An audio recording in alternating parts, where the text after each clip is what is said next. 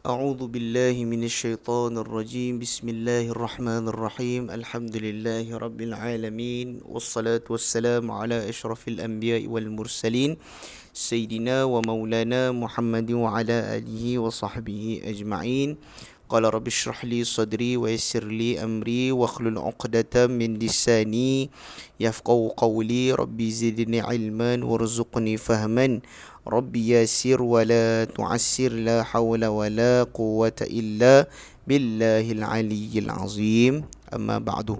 Okey, jadi insya-Allah kita akan menyambung muzakarah ulang kaji kita di dalam bab puasa. Kita masih lagi dalam memperbahaskan syarat-syarat yang mesti kita kena lakukan di dalam kita ketika kita tengah berpuasa. Okey, apa lagi yang benda yang kita kena tahan diri kita, apa lagi yang benda yang kita boleh buat, apa yang tak boleh buat. Okey, kita tengok.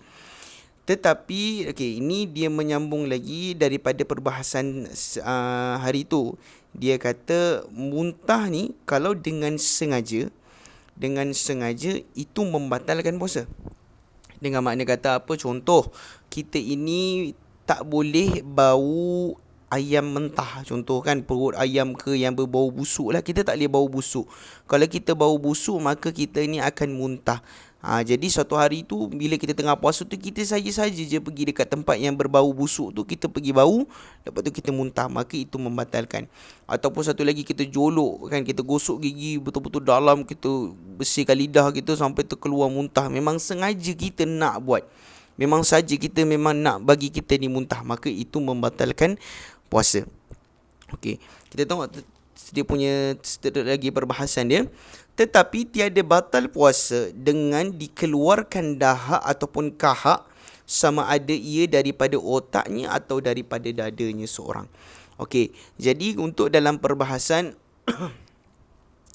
jadi untuk perbahasan kahak ni, kalau kita lihat balik, contoh kalau kita ni orang yang macam kita penat kan, kita penat berlari kan, kita kan kadang-kadang orang main bola tu kan, dia selalu macam dia saja batuk yang menyebabkan keluar kahak dia tu sampai ke had zohir ni lah, sampai merasa ke lidah. Maka adakah itu dikategorikan muntah dengan sengaja? Tidak. Dia kata kalau kahak yang datang daripada otak, ni biasa dia akan keluar dekat belah kita, bila kita sedut, bila resdung dan sebagainya, itu kahak daripada otak lah tu. Ataupun daripada dada, bila kita batuk tu keluar kahak. Kedua-dua ni tak kisahlah daripada otak ke daripada dada ke, sampai terasa dekat lidah. Lepas tu kita dah rasa kat lidah, kita telan, baru batal. Kalau kita tak telan, kita sekadar rasa, lepas tu kita buang, maka dia tidak membatalkan puasa. Dan perbuatan kita sengaja kita sedut, macam kita resdung, kita sedut betul-betul saja, memang saja nak bagi kahak daripada otak tu keluar, ataupun kita saja batuk kuat-kuat bagi kahak tu keluar, maka itu tidak membatalkan puasa. Okey, walaupun kahak tu banyak sekalipun, itu tidak dikira membatalkan puasa. Okey, habis itu. Okey, dan seterusnya, dan daripada memasukkan ain sesuatu ke dalam rongga yang terbuka. Memasukkan ni sampai kepada had batin lah. Maksudnya rongga-rongga terbuka apa? Contoh telinga, mulut, hidung. Kita masukkan sesuatu apa sahaja mata benda dekat dunia ni, kita masukkan sesuatu ke dalam hidung kita sampai kepada had zahir, maka ia membatalkan. Maka kita kena tahan diri kita daripada memasukkan sesuatu benda ke dalam rongga yang terbuka, mulut, telinga, kita kena elakkan. Okey, selagi contoh, kita saja letak pensel dekat kita letak pensel dekat mulut. Kita letak je pensel dekat mulut, maka tidak membatalkan. Dibatal bila? Contoh, letak pensel, lepas tu kita jolok sampai ke dalam anak tekak dan sebagainya, maka itu membatalkan. Contoh, kita ambil putih kapas saja letak kat luar telinga ni, tidak membatalkan. Tapi bila kita masukkan dia sampai ke dalam had batin telinga itu, maka itu yang membatalkan. Okey, jelas. Habis itu kita terus lagi, dan keenamnya ini sambungan daripada apa lagi yang menyebabkan sah puasa kita tu, yang ini dengan masuk waktu atau dapat sebab pada puasa fardu. Dia kata Bila kita ni nak wajib berpuasa fardu bila masuk waktu, yang ni dah genap 30 hari dalam bulan Syakban. Ataupun apa lagi yang menyebabkan sah. Jangan kita berpuasa ni tak masuk waktu lagi. Contoh, kita ni awal Muharram tiba-tiba pergi puasa. Orang tanya, kau ni puasa apa? Puasa Ramadan. Maka tak sah puasa dia. Sebab apa? Sebab tak masuk waktu lagi. Ataupun sebab masuk sebab yang menyebabkan masuk puasa fardu tu. Contoh, contoh dia kata kita tak nampak, tak genap lagi, kita tak genap lagi 30 hari bulan Syakban. Tapi ada pengkhabaran yang menyatakan bahawa kepada kita wajib mufti kata esok kita kena puasa. Maka datang sebab. Mufti kata tu sebab kita kena berpuasa, maka besok kita berpuasa. Ni pun tak tiba-tiba je. Tiba-tiba entah tengah-tengah bulan Muharram ke Safar ke tiba-tiba puasa. Orang tanya, kau puasa apa ni? Puasa Ramadan. Maka puasa dia itu tidak sah kerana tidak masuk waktu lagi. Okey, habis jelas itulah dia tadi ke-6 dipanggilkan syarat syarat bagi sah puasa itu, bagi syarat mengesahkan puasa kita. Nak puasa kita ni sah, kita kena tahan, kita kena menahan diri daripada beberapa perkara membatalkan puasa. Lepas tu kena masuk waktu, kita pula kena mestilah kita ni orang kita ni apa lagi, kita suci daripada haid dan nifas, kita kena niat pada malam hari, lepas tu kita kena Islam, kita kena berakal. Itu dia syarat-syarat tu. Okey, jelas habis itu yang mula-mula tadi. Okey, ingat balik yang mula-mula kita belajar tu, yang dia kata genap 30 hari bulan Syakban, ada tanda kita melihat anak bulan, orang mengkhabarkan nampak anak bulan. Itu adalah tanda-tanda ataupun sebab-sebab yang menyebabkan kita ni kena berpuasa esok hari, iaitu puasa kita tu puasa Ramadan. Contoh, nampak anak bulan, maka besok kita wajib puasa Ramadan. Kita ada orang cakap orang nampak anak bulan, kita percaya cakap orang tu, besok tu wajib kita berpuasa Ramadan. Ataupun nampak lampu pada menara ke meriam bunyi ke genap 30 Syawal, besok tu kita diwajibkan berpuasa. Okey, yang masuk level kedua ni kan kita kena puasa esok hari. So macam mana nak bagi sah puasa ni diterima oleh Allah Subhanahu Wa Taala? Dia ada 6 perkara. Yang pertama kena Islam, yang kedua kita kena berakal, lepas tu kita kena suci daripada haid dan nifas, kita kena bermalamkan niat, lepas tu kita kena menahan diri daripada melakukan perkara-perkara yang membatalkan puasa, lepas tu kita kena lagi apa? Lepas tu kena masuk waktu. Itu dia semua itu dia. Sekarang ni kita nak masuk kepada satu level lagi yang dipanggilkan iaitu perkara-perkara yang membatalkan puasa kita. Bermaksud, contoh masuk subuh pukul 6, sekarang ni 6.54 kot, 54 55 macam tu kalau tak silap lah, wallahu alam. Tak pasti. Kalau contoh bermula 6.54 pagi sampai 7.20 petang, maka dalam tempoh waktu tu kita jangan buat perkara-perkara yang akan disebut selepas ni. Jika kita buat perkara-perkara yang disebut selepas ini, maka puasa kita batal. Okey? Jelas. Yang sebelum tadi tu yang kita perbahaskan 6 perkara tu, daripada pukul 6.54 sampailah kepada pukul 7.20, maka dalam tempoh tu sebelum daripada kita nak masuk masuk dalam waktu tu, kita kena ada syarat-syarat yang dibagi tahu tadi, 6 perkara tu. Ada 6 perkara tu, maka baru kita boleh berpuasa. Pasti insya-Allah puasa kita diterima oleh Allah Subhanahu Wa Taala. Okey, sekarang ni kita nak masuk kepada perkara-perkara yang membatalkan puasa. Dan yang membatalkan puasa itu beberapa perkara. Okey. Yang pertama, masuk sesuatu, yakni ain sesuatu ke dalam rongga. Okey, ke dalam rongga yang terbuka lah, seperti hidung, apa lagi lepas tu hidung, mulut, telinga, rongga-rongga terbuka. Okey, ke dalam rongga terbuka dengan sengaja.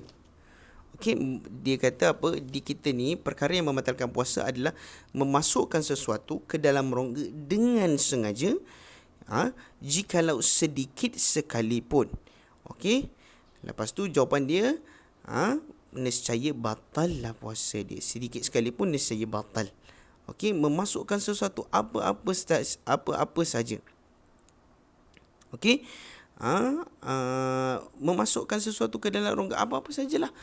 Kita masukkan pensel ke, kita masukkan jari sekali pun, contoh jari kita ni panjang, kita masukkan ke telinga kita, korek sampai dalam, sampai ke jari ni masuk sini, boleh keluar belah sini pula, kita tak tahu, Allah alam.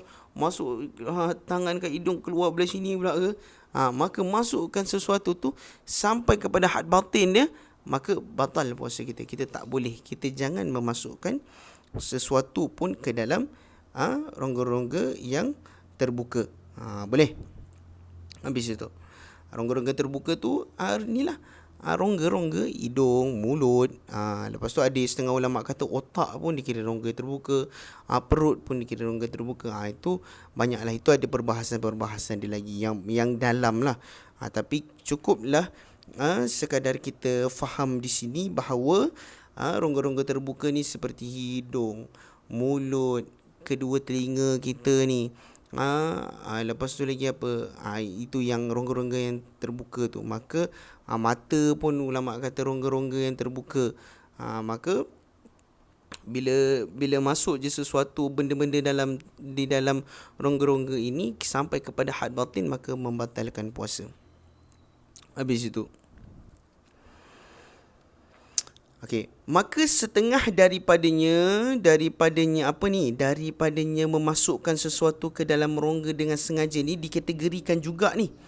Daripadanya menelan akan kahak, dahak, kemudian daripada sampai ia kahak kepada had yang zahir, iaitu had yang zahir itu makhraj ha yang tiada bertitik. Okey, dia kata makhraj ha kat sini. Okey. Jadi dia kata apa?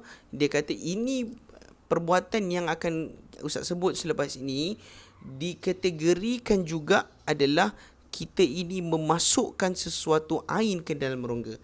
Dengan makna kata apa? Kalau kita buat perbuatan yang Ustaz bagi tahu selepas ini, maka batal puasa antum. Iaitu apa?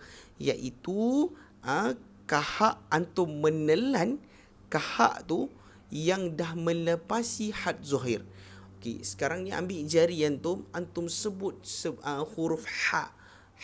Dia dekat ujung-ujung dekat leher ni. Ha macam tu.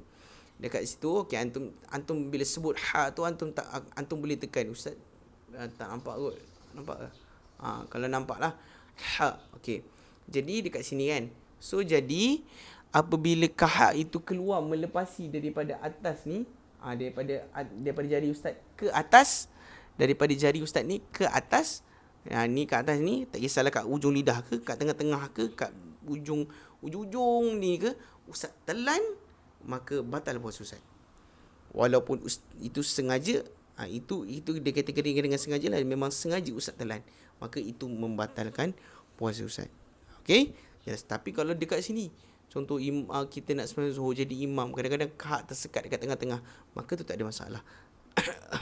Terbatuk sikit kan, dia boleh dia hilanglah kahak tu kan, kita tertelan. Itu tak apa, kita tertelan sebab dia tidak melepasi had huruf ha. Jadi antum lah nilai sendiri sebutan ha tu, sebut huruf ha tu, antum boleh rasa halqum antum dekat mana. So dekat mana dia bergerak tu. So jadi daripada jari antum tu ke atas, kalau kahak tu berada daripada jari antum tadi tu ke atas, maka kalau antum telan, maka dia membatalkan puasa antum. Okey, habis tu. Kita terus lagi sikit. Dan setengah daripadanya juga, ini pun dikategorikan memasukkan sesuatu ke dalam rongga ni juga. Kembali tahi sembelit kemudian daripada keluarnya. Okey, tapi tiada batal puasa dengan habis itu. Jadi seterusnya ni dia kata uh, kembalinya tahi sembelit ke dalam dubur kita. Okey. Kita kena faham. Okey, kita ni ada orang ni, jenis orang ni yang susah membuang air besar. Bila membuang air besar ni, kategori orang yang susah ni kita panggil dia sembelit lah. Okay, najis dia tu keras. Kan awak najis dia yang mula-mula tu keras. Okey. Jadi antum nampak ini ibarat dubur antum. Ini ibarat dubur ataupun kita kata punggung antum, tempat keluar najis tu. Okey. Bila najis yang keras ni dia keluar sampai dah melepasi dubur antum. Ni dubur dia dah lepas dah, dia dah lebih sikit. Dia lebih sini. Tiba-tiba antum antum teran macam sedut balik, tahi tu masuk balik ke dalam. Najis itu masuk, maaf yang saya cakap, najis tu kembali balik ke dalam. Maka batal puasa antum kalau antum buat dengan sengaja. Tapi kalau tak sengaja tak apa. Contoh, antum tengah duk teran ni, dia dah najis sudah keluar dah. Tiba-tiba orang ketuk pintu. Bau, terkejut antum. Antum pun macam terkejut. Maka najis tu masuk juga kembali, tapi bukan dengan ikhtiar antum, bukan dengan sengaja. Itu tidak ada masalah. Okey? Okay, nampak dulu Dia kata perkara yang membatalkan puasa itu ada beberapa perkara. Yang pertama dia kata memasukkan sesuatu ke dalam rongga yang terbuka.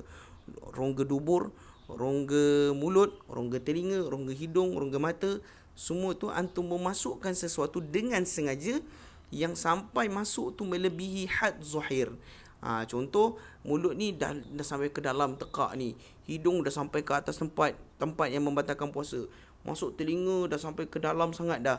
Masuk ke dalam dubur, masuk ke dalam had dubur. Maka kalau itu perbuatan tu antum memasukkan sesuatu, tak kisah antum masukkan jari ke, antum masukkan pensel ke, antum masukkan bola ke apa dan sebagainya, dengan sengaja, dengan memang antum yang nak buat, maka perbuatan itu membatalkan puasa antum. Okey, itu satu. Dia cabangkan lagi masalah. Dia bagi contoh. Contoh apa lagi? Antum telan kahak yang dah melepasi makhraj ha. Sekarang ini antum sebut ha. Okey, ha antum rasa dekat satu level dekat leher antum. Okey. Kalau kahak tu dia dah keluar, bila antum terbatuk, kahak tu terkeluar. Di atas daripada jari ke atas ni, di level daripada sini, contoh sini ke atas ni, dia dah keluar kat sini ke, kat sini ke, kat sini ke. Ni dalam cerita kat lidah lah ni. Ustaz tak tunjuk macam tu je lah. Kat sini ke, antum telan dengan sengaja, batal puasa antum. Tapi kalau tak sengaja tak ada masalah. Itu yang pertama. Yang kedua dia bagi contoh lagi apa? Najis yang keras. Bila najis yang keras tu dia dah keluar, contoh Ustaz buat umpama ni najis, dia dah keluar sikit, contoh dah sampai sahat sini. Tiba-tiba antum saja sedut dia balik, dia masuk balik, maka itu dikirakan membatalkan puasa antum. Okey, jelas kita dia panjang lagi ni. Okey, insya-Allah sampai situ dulu. Antum fahamkan dulu betul-betul, nilai balik betul-betul, kita refresh balik. Sebab memang Ustaz memang saja baca lambat-lambat supaya antum dapat nampak macam mana perjalanan puasa ni lah. Mula-mula dia apa, so antum dah tahu dah hari tu kita puasa sebab apa. Kita hari tu puasa sebab isytihar pengumuman daripada pemegang muhur raja-raja. Dia ni mendapat perkabaran daripada mufti, dia diberikan arahan oleh mufti untuk bagi tahu yang besok kena puasa. Kita dah tahu kita ni kategori mengikut orang yang apa macam mana. Okey, lepas tu sekarang ni kita nak puasa, kita ni sah. Okey, kita tengok balik, kita dah niat belum malam tadi, kita ni Islam ke, kita ni berakal ke, kita ni dah masuk waktu untuk berpuasa belum dan sebagainya. Kita nilai balik, kita ulang kaji balik, insya-Allah. Nanti kita akan nampak Jadi seterusnya nanti insya-Allah kita sambung lagi. Afwan minkum. Wassalamualaikum warahmatullahi taala wabarakatuh.